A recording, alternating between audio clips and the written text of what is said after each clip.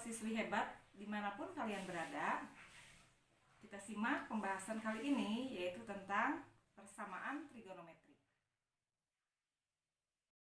Materi kali ini yaitu tentang persamaan trigonometri sub identitas trigonometri. Adapun tujuan pembelajarannya yang ingin dicapai yaitu siswa mampu mengamati dan mengidentifikasi fakta pada identitas trigonometri. Nah, sebelum kita masuk ke dalam materi identitas trigonometri, masih ingatkah kalian terhadap rumus-rumus dasar trigonometri sederhana? Nah, jika kalian belum mengingatnya, coba dibaca-baca kembali ya. Nah, di sini sin alfa yaitu perbandingan antara sisi depan per sisi miring, cos alfa yaitu perbandingan antara sisi samping per sisi miring, dan tan alfa yaitu perbandingan sisi depan per sisi samping. Nah, itu adalah materi yang telah kalian pelajari waktu kelas 10. Kita lanjut. Nah, untuk mendapatkan rumus-rumus identitas trigonometri, kalian simak lingkaran yang ada pada PowerPoint kalian. Nah, di sini adalah lingkaran dengan titik pusat O. Kemudian seperti biasa ini adalah koordinat kartesius yang terdiri dari sumbu X dan sumbu Y. Ini adalah titik P. Nah, di dalamnya ada segitiga siku-siku dengan titik O, Q, P, di mana P di sini adalah X, Y. Nah, dari lingkaran ini dan segitiga yang ada di dalamnya, kita bisa mendapatkan perbandingan trigonometri seperti pada tabel. Misalkan sin theta. Kalian lihat theta di sini.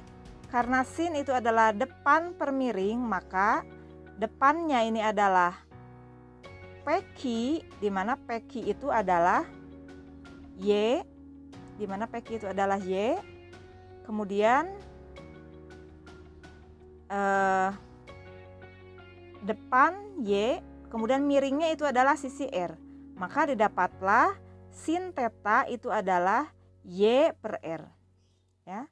Kemudian kita lihat untuk sin alfa.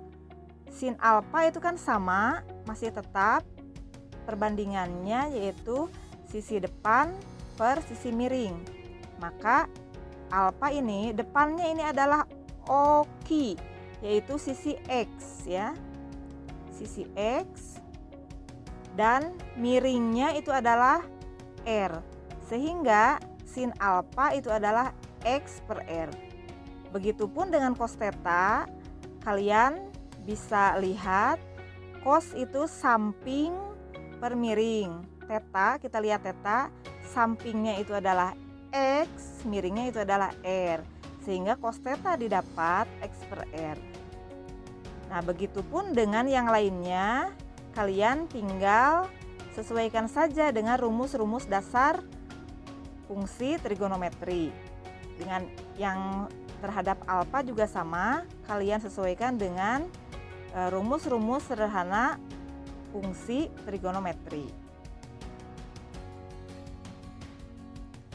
Nah, dari rumus-rumus yang ada pada slide sebelumnya dapat diperoleh hal berikut. Nah, ini adalah hubungan yang diperoleh dari tabel ini. Kita bisa lihat sin alfa sama dengan cos theta. Kita bisa lihat di sini sin alfa sama dengan cos theta. Sama-sama menunjukkan X per R. Sama-sama menunjukkan X per R.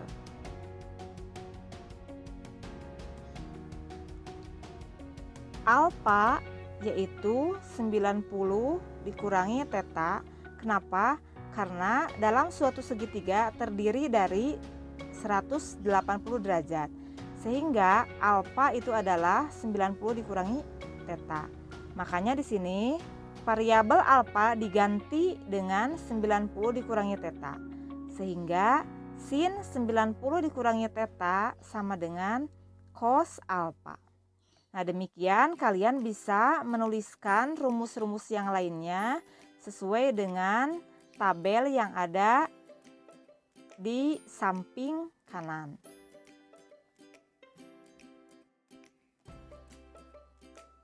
Penjelasan slide sebelumnya mengantarkan kita pada sudut berelasi di kuadran pertama, di mana rumus sudut berelasi.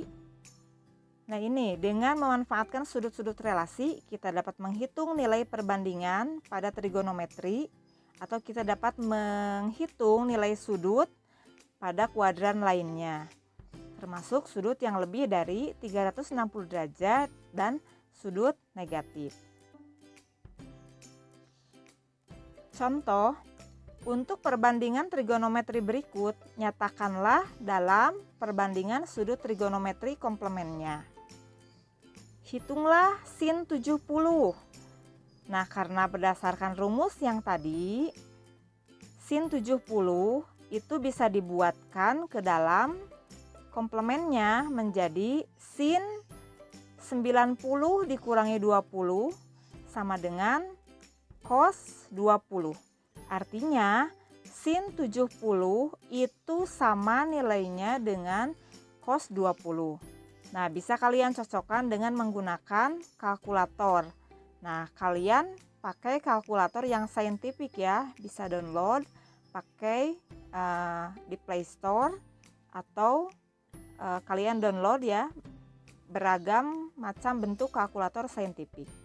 Nah, di sini didapatkan sin 70 sama dengan 0,9397, begitupun dengan cos 20. Maka hasilnya adalah sama untuk keduanya. Nah, kita lanjut bagaimana caranya menurunkan rumus identitas trigonometri yang pertama. Kita ambil rumus dari sin theta dari slide sebelumnya, yaitu y per r, dan kita ubah menjadi y, ini bisa dikali silang ya, y sama dengan r kali sin theta. Kemudian cos theta sama dengan x per r, ini kita ubah x sama dengan r cos theta. Nah, kita ingat berdasarkan teorema Pitagoras, masih ingat kan? Di mana x kuadrat ditambah y kuadrat sama dengan r kuadrat. X kita ubah, dari sini kita masukkan r cos theta kuadrat ditambah ini adalah y itu adalah r sin theta kuadrat sama dengan r kuadrat. Nah, karena r ada 2 ya, kita faktorkan menjadi r kuadrat. Ini yang di dalam kurung yaitu r cos theta ditambah r sin theta sama dengan r kuadrat. Nah, karena berlaku hukum pencoretan, ini bisa diubah atau kita bagi sehingga hasilnya cos kuadrat ditambah sin kuadrat theta sama dengan 1.